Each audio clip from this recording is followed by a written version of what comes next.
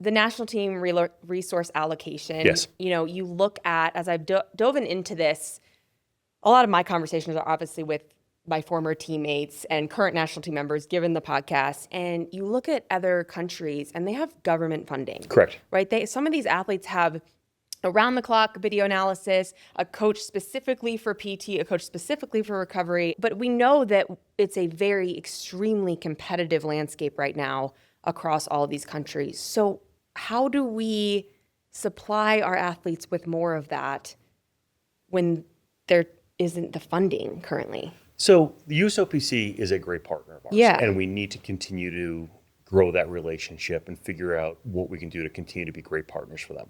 But it can't be them having the sole responsibility for us with success. Right. And we have to go out and find other means for that revenue. And it could be a corporate partner that comes in and wants to commit to a specific program, or it can be somebody who we've got more revenue that's coming in, so surplus, or we're looking at budgets and we have new money that's come in here and say, okay, we need to allocate this towards the athlete allocations. What those numbers are, who knows? But we've got to make sure that it's not just the responsibility of one organization like the USOPC, who's been very good to us. We need to make sure they continue, but performance also helps drive that. Right. And that performance driving the revenue and the funding that comes in from USOPC. What I will say is that I'm going to push very hard. I've talked about commercial. Obviously, that's a big part of my background. Right.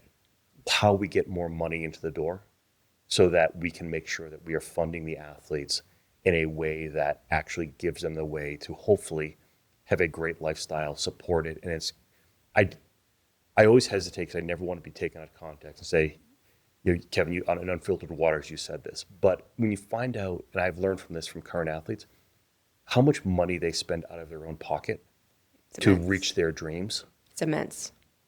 I don't know how we fill the gap between those two, but it has to be a conversation that we have to openly discuss with our board at headquarters and what we need to start filling that.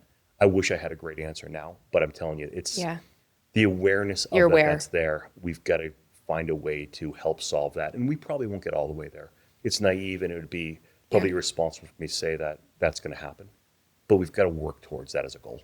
Yeah. Well, I think just like acknowledging it out of the gate and awareness is I think as an athlete hearing the CEO say, hey, like I see this, right? Yeah. I see this and I understand that you guys are spending a lot of your money to go get massage, to go, whatever you need. I mean, to me, to be an Olympic gold medalist, an Olympian, it's got to be a 24/7 job in terms of what you're doing. And so, it is expensive. So I said earlier, we can't pretend that it's not there.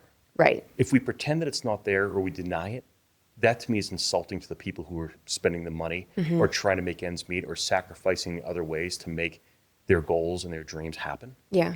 We've got to have the conversation. Again, it's that conversation of transparency.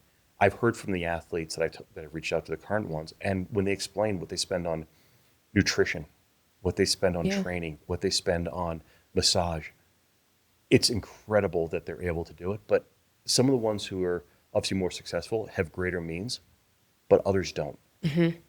We just had to have this conversation about how we really start supporting the athletes even more than what we have historically to make sure that success happens. Yeah. No, I appreciate you saying that.